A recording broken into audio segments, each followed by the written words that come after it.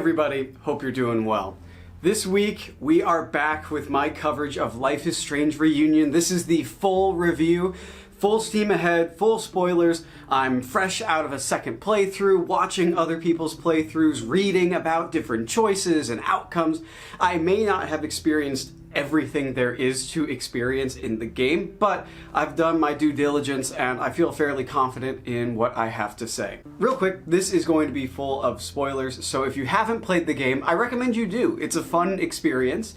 There's definitely some ups and downs with it, which we'll get into, but overall, I would say give it a shot if you're on the fence about this one. Now, we're going to begin the official review. So first things first, we're going to discuss some of the visuals of the game.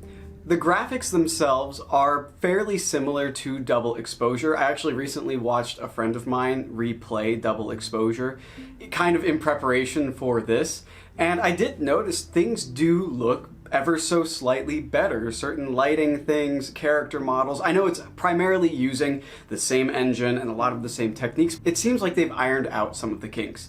For example, there was a major visual glitch that I encountered in my playthrough of Life is Strange Double Exposure and my replay through that I did recently, where the heads would kind of jitter and it kind of looked like the heads weren't connected to the body, and like it was just this weird kind of artifacting I would get during the game. And the only way to fix it was by messing with the secondary scale as well as the resolution scale. There was some issue with the effects like depth of field as well as certain lighting effects not having the same resolution somehow. I'm not really too sure. But it was seemingly fixed in this game. I had very few visual glitches throughout this entire game. There were a couple of times where it would cut to a loading screen and you would get like a little flash of light.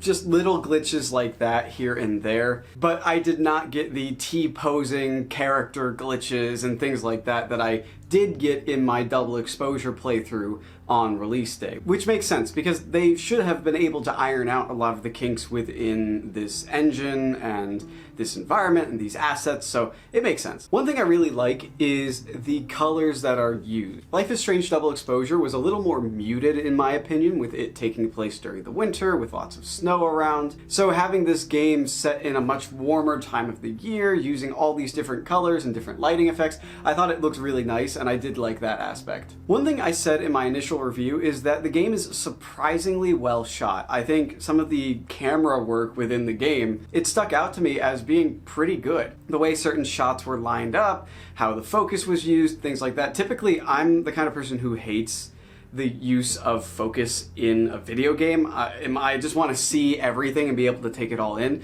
but I thought this game used it fairly well. Sometimes in these moments where characters are going through some sort of otherworldly experience, they're tripping out, they're whatever, the camera work was really, really effective in adding to that. And they used a couple of tricks that you see real filmmakers use, which I really appreciated. I thought that added a lot to the experience, especially since this one feels more like a movie. The other games, obviously they have episodes so you can equate them to TV shows, but with this one being a continuous story, you can kind of view it as a movie. The other thing is, a lot of narrative games like these, it can be difficult to make the basic conversations where it's just two characters talking to each other for the majority of a game. It's hard to make that interesting at times, and I think this game does fairly well with that. Overall, the character models look great. Our main cast of characters, that being Safi, Moses, Max, Chloe, they all look great. I think the models look very well done. I think, I've said this before in Double Exposure, but I think Max looks like the natural growth of the character we saw in Life is Strange 1. Obviously, the art style is a little different. Back then, we had a less hyper-realistic, photorealistic style to the game, and in this one, it's very much trying to be photorealistic. Overall, I think she looks like the same person, and especially the same for Chloe. I think that aging up of her character, because it's been so long, looked pretty good. The only thing is, some side characters looked really odd. For example, the woman that Safi pretends to be in the beginning just looked uncanny and terrifying to me. There was something about her that was just, it was uncanny to me and it didn't look right. Maybe it was the animations or something like that. And then there was also a student named Jeanette who is in Max's class. She also, I don't know, I think it was more of the animation for her because the character model looked fine, but then when she would speak, she kind of looked like those crazy SFM animations. Like, it just didn't look right. There were a couple of moments like that with these side characters that took me out of the game, and it's clear that most of the care and attention obviously went to their main cast, but it was just very jarring when you would be talking to Moses or someone else who looks normal and has these very well done animations, and then you cut over to Jeanette, who's like it was just weird. So this feeling of some of the side characters, not as much attention being put into them, this extends to some of the visuals around the campus. For example, in Max's notebook, initially in all the other games, it's these original hand drawings that are very well done and very stylistic. However, now when you look in the journals, maybe I'm wrong, but to me, it looks like they just took screen grabs from the games and then traced over them. They look fine. It's just clear that not as much effort was put into the journals. There were some other things throughout the game that I would notice that looked kind of quickly thrown together. The new president of the school, Owen, has his portrait up on the wall, where initially, back in Double Exposure, you'd look up there, you'd see Yasmin, and Max would say something about her breaking the pattern because it's a bunch of white guys, and then it's Yasmin. Well, now that his portrait is up there, it looks ridiculous because it's a screenshot of him from the game, stylized to look like a drawing, and then like red behind him. It looks like a flame background. It looks comically evil. I laughed when I saw it at first. And so there are things like that, the journal as well as this poster, throughout the game where you look at them and you notice that there's not nearly as much care that has been put into other parts of the game. And this is kind of an issue throughout the entire game of it feeling kind of rushed in certain areas because of that there was a lack of attention to detail in these one or two areas. The vast majority of it is fine, but when you notice those little things that are off, it does mess with your experience. Yeah, but overall, the visuals are solid, same as last time. Next, we're going to quickly talk about the music. This soundtrack has a wide variety of artists that are very, very talented. All of them contribute great music to the game. Like, it's a good soundtrack, and it's a playlist I would actually listen to in my free time. But at the end of the day, it's just kind of okay. Like, there aren't any moments where the soundtrack stuck out to me as like, this is amazing, this is adding so much to the scene. And if you ask me, well, what was your favorite song, after my first playthrough, I don't think I'd be able to, think of one off the top of my head. Meanwhile, in Life is Strange 1, or even Before the Storm, to the extent, you have songs that are so memorable because they're used really effectively. Kids Will Be Skeletons, which is the song that plays when Max and Chloe find Rachel's body, is something that anytime I hear it, I'm instantly taken back to that scene because it's used at the perfect moment.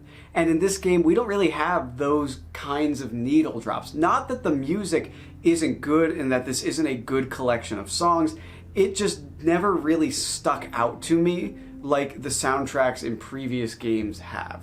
Now, I'm not really sure whose fault that is. I wouldn't fault the artists because, as I said, the music itself is good. I think that the team behind the game, though, could have found moments to use them more effectively. I think they could be a little underutilized.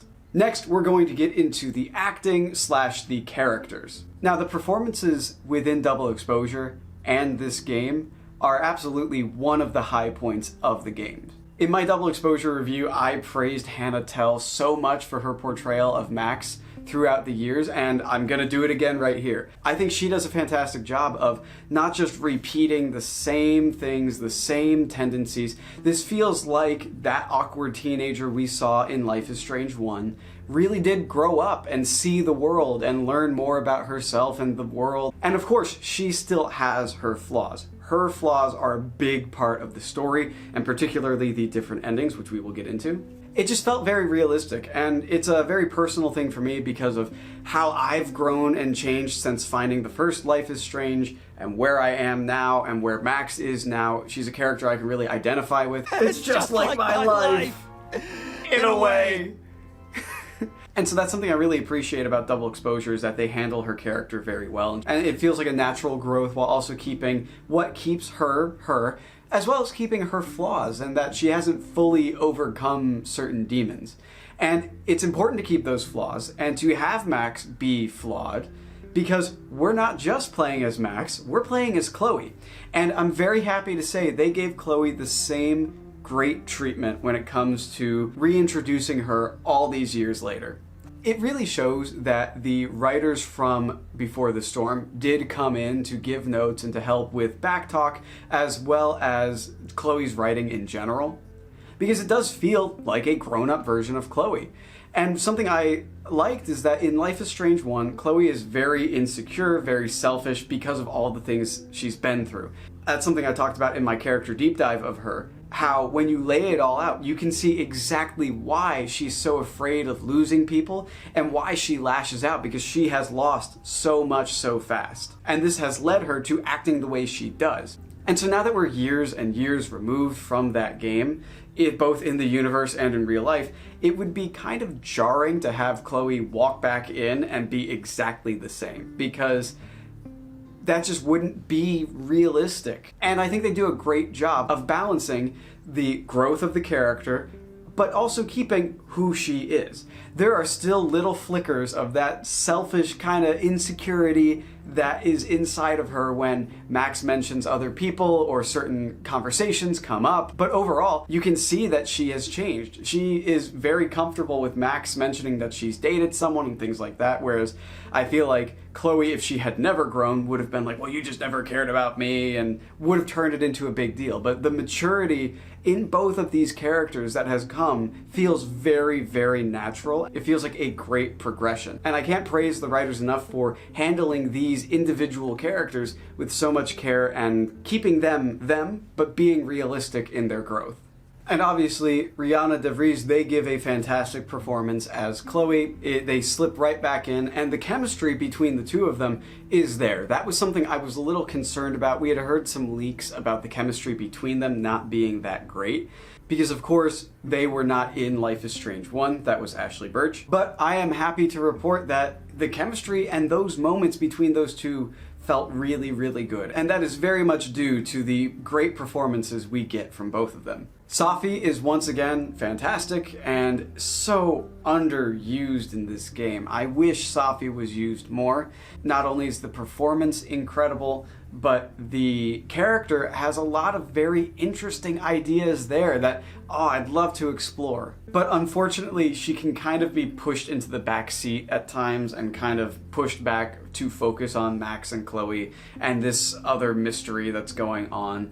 She's always kind of there, but she's, once again, kind of more in the background, which I don't love. Moses is incredibly pleasant. I love all the time we get to spend with him. And I think he works as a great friend for Max, because I mentioned this kind of as a joke in my first review, and it still stands here, but in my first review I said that Max doesn't really have enough adult friends. A lot of the other people we interact with are students around campus, and Moses is a great, almost sidekick for her to have, someone who she can confide in about her powers and things like that. I think he's great, and also just the performance is great. Loretta is the most annoying character on the planet, which means that the actor is doing a fantastic job. That's nothing against the actor, but dear God, I do not like Loretta. It's something that I feel you're supposed to be kind of annoyed and kind of like, what the heck are you doing here now? I have to deal with this. She's almost like a little bit of a foil to Mac, because they're both trying to solve the fire at the same time, but they're both kind of getting in each other's way. I'm glad they gave Reggie a little more to do and a little more character, other than being the snarky classmate. I think the actor who plays him has some decent, like, comedic bits. There's a couple of jokes with him at the center that I laughed at. I thought it was pretty good. There is this final classmate who I keep forgetting the name of. I said her name earlier. Jeanette. Yeah, it's Jeanette, right? It is Jeanette. I don't know why I keep mixing it up. But she just doesn't really have much going on. Like, she's this new addition. She's someone we have to save. She just doesn't really do all that much, which is fine. But the final character I want to talk about real quick is Vin. Vin is a character that I'm kind of like back and forth on. On one hand, he's kind of interesting and he's well acted. There's nothing wrong with his performance on its own. I just don't know how well he fits in with Max and all those things. That's what I did think in Double Exposure. But now in this game, they actually, once again, they gave him something pretty interesting to do. If you're close with him, if you've romanced him, I've heard a lot of people say, and I've seen this gameplay, that he's kind of a femme fatale, but as a guy for Max. As, spoiler, he's one of the people who starts the fire. And I think it's interesting because having him be someone who starts the fire adds another layer to him and what he's willing to do to further his own career. This is something we kind of see in Double Exposure. We see a little bit of how cutthroat he can actually be in order to just advance himself. And it's only in Reunion that we see how far he's going to go.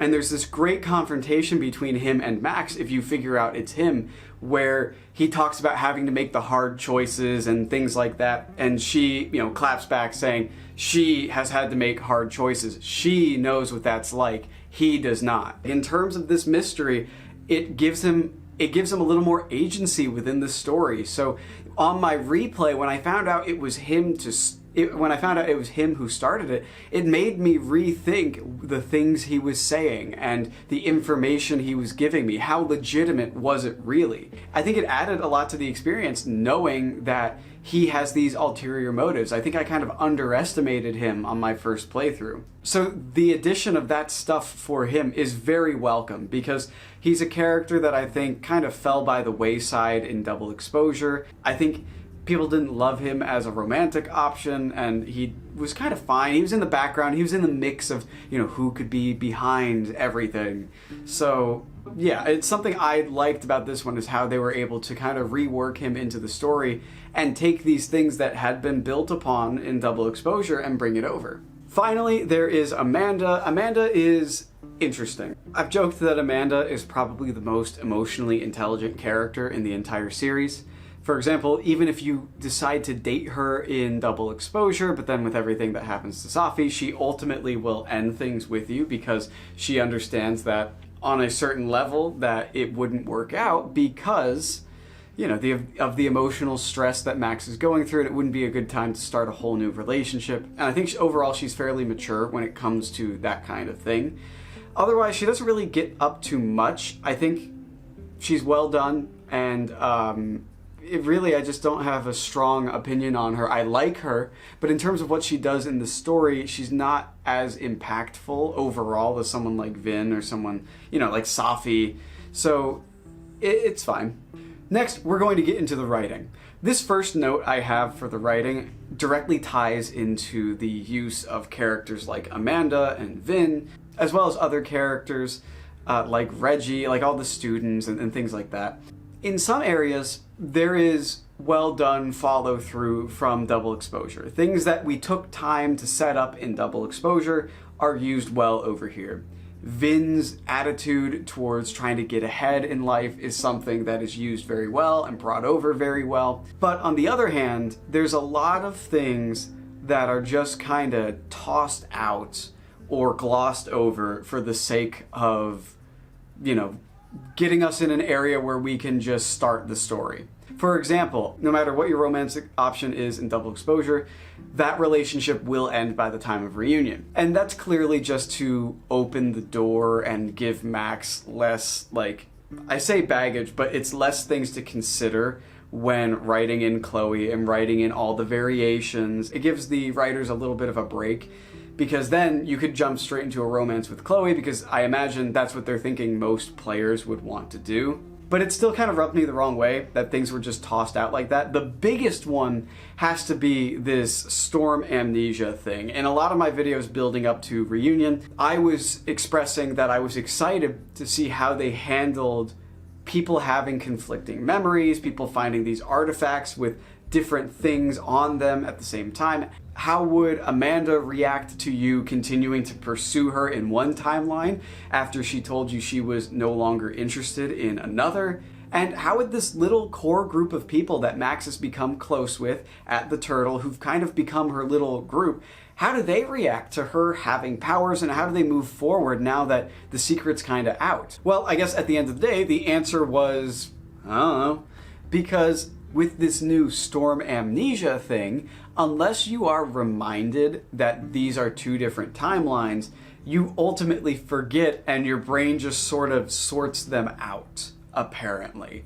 Which, yeah, I felt like it was a bit of a like, I understand from the writer perspective why they felt they needed to do that, but I also felt like, as I said before, it was such an exciting opportunity to make things a little more messy, a little more complex for how these people view you. But there may have been so many variations that it wasn't possible, but it did rub me the wrong way that the huge climax and the seeming setup of this little group of people that knows about Max and that kind of thing, that setup was just kind of tossed out because, well, Chloe's back and she can be the only one that knows because we can't have people asking every 5 seconds, did you just rewind? It just felt like they were trying to clear the way for Chloe to return rather than continuing what they had set up in an interesting way. The other thing is the Abraxas Society feels very different.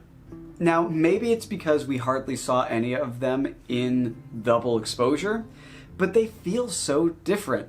The imagery that they have at their parties and things like that, and the things that they get up to, the rumors you hear about them, feel very different from what you hear about in Double Exposure. In Double Exposure, it's more of a traditional secret society where you have parties and they do kind of weird stuff because it's out in the open who the president is and most of the people who are in it. Like, they're public facing people for the group. So I thought it was going to be more of a traditional Greek life thing where, oh, I'm part of the Abraxas Society. In a couple of years, when I go to apply to a job, if I meet someone else who was part of that group, they'll give me a leg up on things. But in this game, they completely flip it and they add in this cultish element. But once again, the visuals that we see there do not match up with what we saw in Double Exposure. In Double Exposure, their symbol is this chicken lizard thing. They say the name, a basilisk, it's one of those things.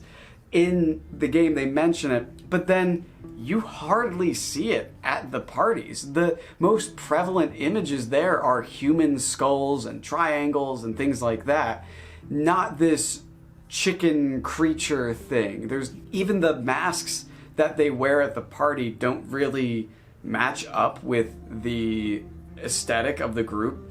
It just feels like they didn't really have a plan. They just said, this is a secret society that we can use for later. And then they thought, well, okay, I guess they could do this, and I guess they could do that, and I guess they could do that, and it just kind of kept going. It didn't feel like it was very well thought out, that group. I did like that they added some backstory to them, and I will give them props. The founder of the group, aka Gretch, as Max calls her, she has a bust in the library that mentions her founding a women's league at Caledon, and then later you find more information that women's league turned into the Abraxas Society. The thing I will give them is that bust is there in Double Exposure and says the little tidbit about the women's league. It was something that I did not think was going to be there upon replay, but I was pleasantly surprised. But otherwise, in Double Exposure, all that information on the Abraxas Society is not there. Another area where I felt like we kind of copped out between the amnesia and just ending these romances so we had more of a clean slate with this game. Another area I feel like we had a similar issue was with Max's powers. I just feel that at times the addition of these new powers, like Max hearing photos that she's not in and kind of projecting them into the sky and things like that, it does feel a little odd that they're just like throwing that in there. I kind of mentioned this in my previous video. It feels like they had a constraint, and rather than trying to figure out an interesting way for Max to use time travel and her pre-established rules for this, they just thought, okay, well, we need to figure out what was going on in the photo. Well, how about she does this? Which, once again, led me to ask, well, why did this have to be Max? If this was a character who had a specific set of powers, you could have come up with whatever you wanted. But instead, you're forcing yourself to work within the confines and break the confines of what Max can already do. I do like that they kind of set it up with Moses training Max and them exploring her powers and experimenting with them. And of course, my first thought was, well, wouldn't this just cause another storm, the butterfly effect, all this stuff? But they do kind of acknowledge that as well, is that maybe because these timelines have merged, there's no more storm, and that Moses has been tracking the weather systems and the pressure and all this and that, and has not detected anything coming. So they do write it in a way that makes sense for the world and gives you an explanation of, well, why can she do that? Well, it's because they've been training and they've found that her powers can bend a little more and yada, yada, yada. It's just, on initial playthrough, my reaction was kind of like, really? Okay, I guess. So yeah, there were a lot of kind of head-scratching moments in this game when it came to all those things I mentioned that kind of had me wondering, why Max? Why Chloe? Why couldn't this have been original characters with their own stories? It would have allowed us to explore different themes. Not that it isn't enjoyable, it just had me wondering at times, like, why exactly is this necessary right now for these characters? And that also plays into the central mystery. Now, I know I'm being very negative at this portion, but the central mystery itself is, in my opinion, way better thought out than the one in Double Exposure. The individual clues that you find, there aren't any, absolutely ridiculous red herrings like Vin throwing a cow skull into Safi's car and things like that. In this one, I feel like the steps that you take in order to solve the mystery of who's going to start the fire are far more earned, in that I see the natural progression and it's not leaving me confused or frustrated like Double Exposure would, where you're kind of just like, okay, I guess that's what's going on, sure.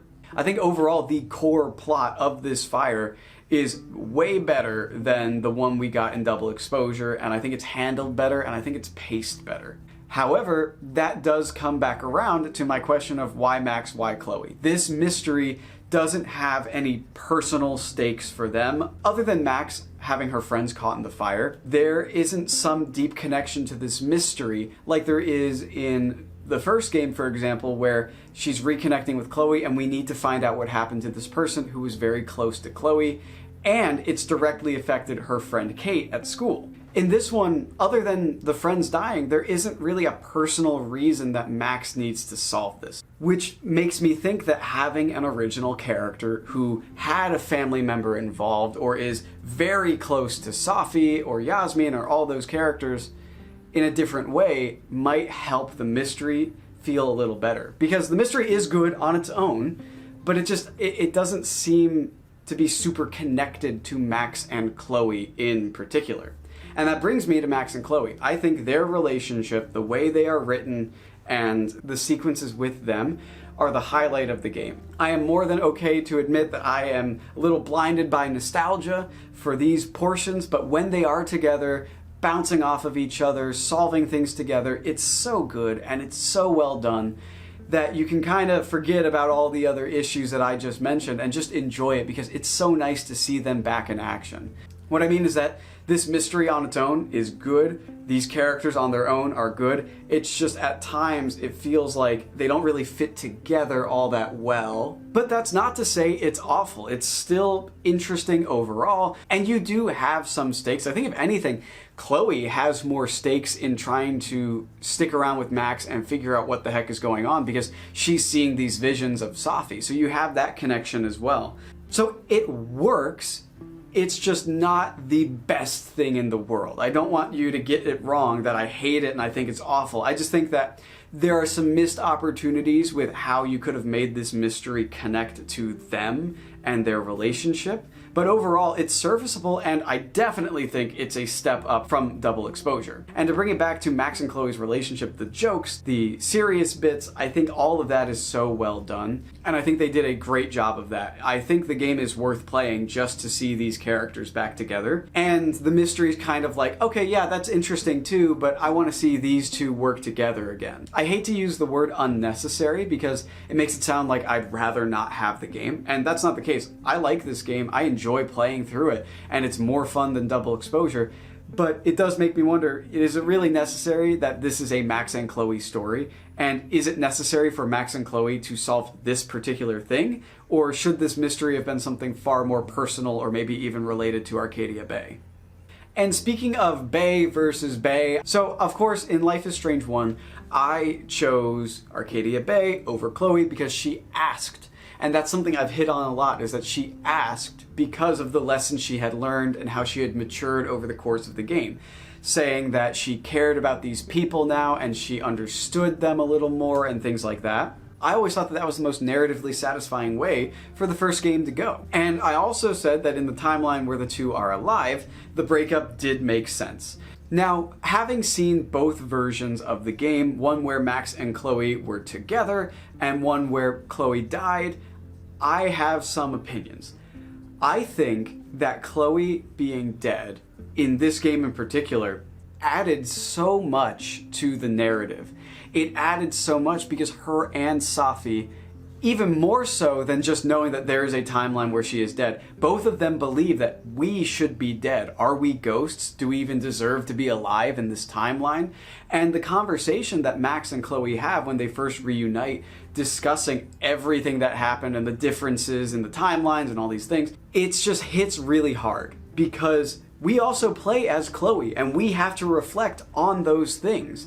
And it gives us a different perspective because we're seeing what Max is doing to other people for the first time, really. When we play as Max, we rewind, change things, do all these things, and we never consider what really happens to those people that you leave behind. Someone who doesn't have those abilities and has those fears and concerns and how they're brought up. And I think her being dead adds to that. Chloe reconciling with the fact that in this main timeline she is dead, I think it adds so much. And those portions of the games, those serious portions where they're talking about it, I think those portions are great. And I also think it helps Chloe connect to Safi on a deeper level because of these feelings that they both have to confront. And in my opinion, that version of the game works very, very, very well.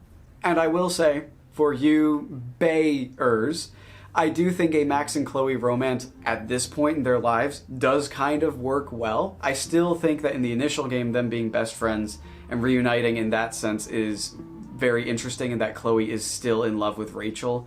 I think in that game, definitely I still feel the same way, but I think their chemistry and some of the way they both grew up and matured over time, I think it leans into that relationship actually working pretty well in this point. So that's something that I did try out and I did like the way it went.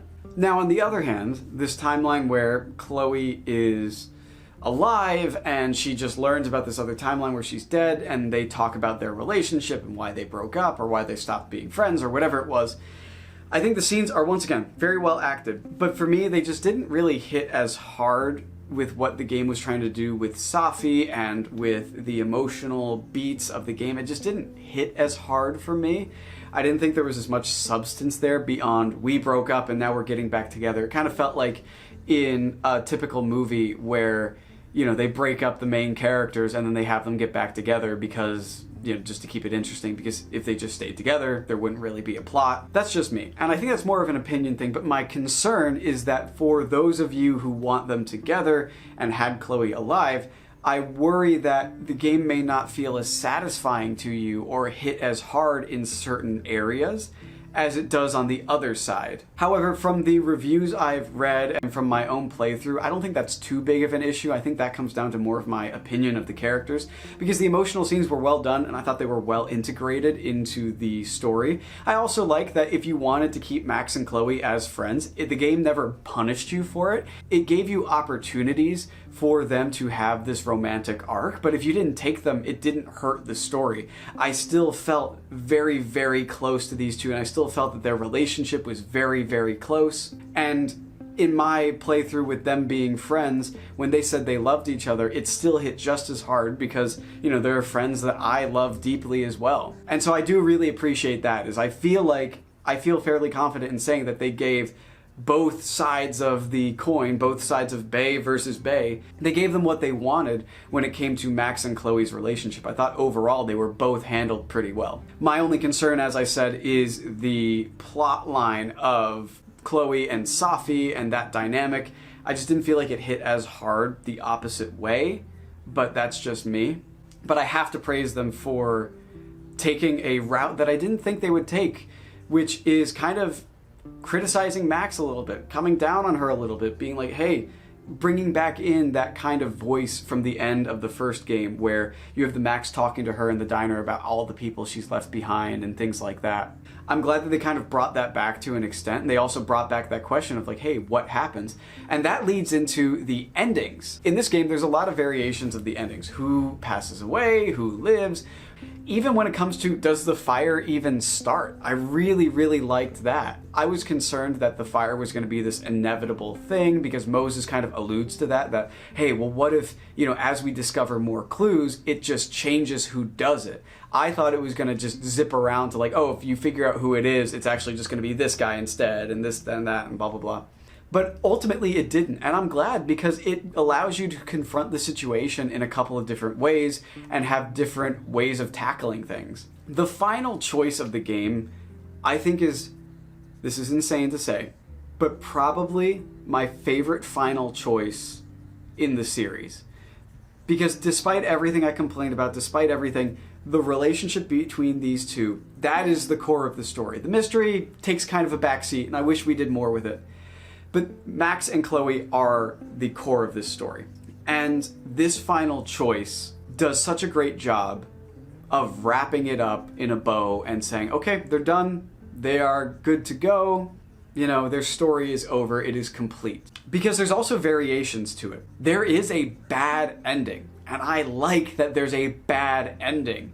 Even though this is supposed to be the big reunion, there's still a chance that things go poorly. And I really like that. Now, of course, the final choice I'm referring to, Moses sends Chloe a photo that Max uses to go back in time to initially try to prevent the fire. And Chloe has to decide, does she destroy it or does she give it to Max? I love this choice because it's Chloe making it. Max can rewind and do all these things. There's no consequences to her. But to Chloe, she doesn't know what happens if Max jumps into that photo. If Max feels like she hasn't done enough to help people. Because that is Max's major flaws, that she thinks she can perfect everything. And it's something that maybe she had healed for a bit, but with this fire, it's reopened that wound and that compulsion of her. And I think that's such a great element that they use and that they flip on its head because now we get to see it from an outside perspective. Now, there's a couple of different endings. Let's say that you saved everyone or fully prevented the fire.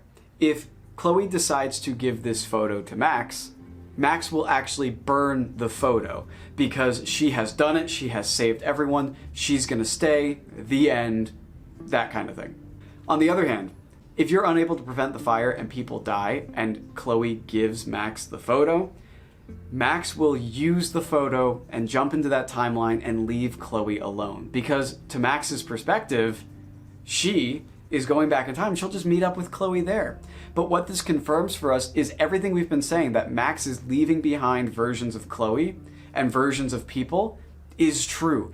And I love it because it's miserable. It's so sad because that means that technically you've left behind so many versions of people in order to attempt to get the perfect thing. And it confirms that Max's perfectionism for this thing is causing all this chaos and all this heartbreak. It's something that you don't think about when you play as Max, but you think of it now because you're stuck in a normal person as Chloe. So you have to think for yourself in that moment and put yourself in her shoes outside of Max. I just think it's a brilliant moment. And in my opinion, my favorite ending is, of course, preventing the fire is great and that's the perfect ending. But even if some people die in the fire and things like that, but Chloe still decides, you know what? I'm going to burn this photo because I know what's going to happen. I'm putting my destiny, for the first time, I'm putting my destiny in my hands, because throughout Chloe's entire life, she has been Max's sidekick. She has been pushed aside by everybody. She's finally putting her foot down and ending it. And it's just, I think it's so good. I think it's the perfect ending for Chloe and for Max. And of course, in a perfect world, the nice happy ending is that Max destroys the photo herself, because that shows that she's grown and she's learned. I just really liked the power of Chloe saying, you know what? I gotta look out for myself. I don't know what will happen to me if Max leaves, but I know what I deserve. And I just really thought that was well done, and I like the variations in that. I thought it was very good. So my final thoughts. This is an up and down experience overall. It's a good game. It can feel rushed at times, and it is shorter than some of the other games. There are issues, but I think as a fan of Life is Strange, if you are a fan of Max and Chloe, this will be an enjoyable experience. I felt that this time around, they handled the characters and they handled the main story significantly better, that it's still an entertaining story. I think it's more entertaining than Double Exposure. And I think the highs in this game, the good moments, are so high that even the lower kind of questionable moments sort of balance out. I think this is a big step up from Double Exposure. It's not the best game in the series, but I think it's a good game and a good conclusion for these characters, even looking in big picture. Because in Double Exposure, you play through it once, you think it's fine, but then you replay and you see how limited it really is. In Reunion, with the various endings, with the emotional beats throughout it, I think it's a huge step up, and I think it's a much better game. And overall, a very enjoyable experience. It was a good experience, and I really liked it. The way I do my ratings is think of a 5 out of 10 being perfectly average, and then 6 out of 10 would be like slightly above average, and then just go from there. For Double Exposure, my looking back, like my reworked review, I'm gonna give it like a 6.5, 6.5 or something out of 10, because it's fine, it's an okay game, but it doesn't really go beyond that. And I think for Reunion, with how much better it is, with how enjoyable it is, and also with the increase in effort in terms of your actions having consequences, the endings actually having so much variation, among the very well-written scenes on both sides of the coin of Bay versus Bay, I have to give it a higher grade because I did really enjoy it and I did like the experience so much. Combined with the great performances, the nice looking graphics, things like that, I have to give Life is Strange Reunion a very solid 7.8 out of 10. It's not quite an 8 out of 10. It's very close. I think it's above average. I think it's much better than Double Exposure, and I really enjoyed it. And I know you just watched this whole video with all these spoilers, but I do really recommend it. So thank you guys so much for watching. What did you think of the game? What did you think of my review? Let me know in the comments below. I appreciate every single one of you, and I hope you have a good morning or evening or whatever.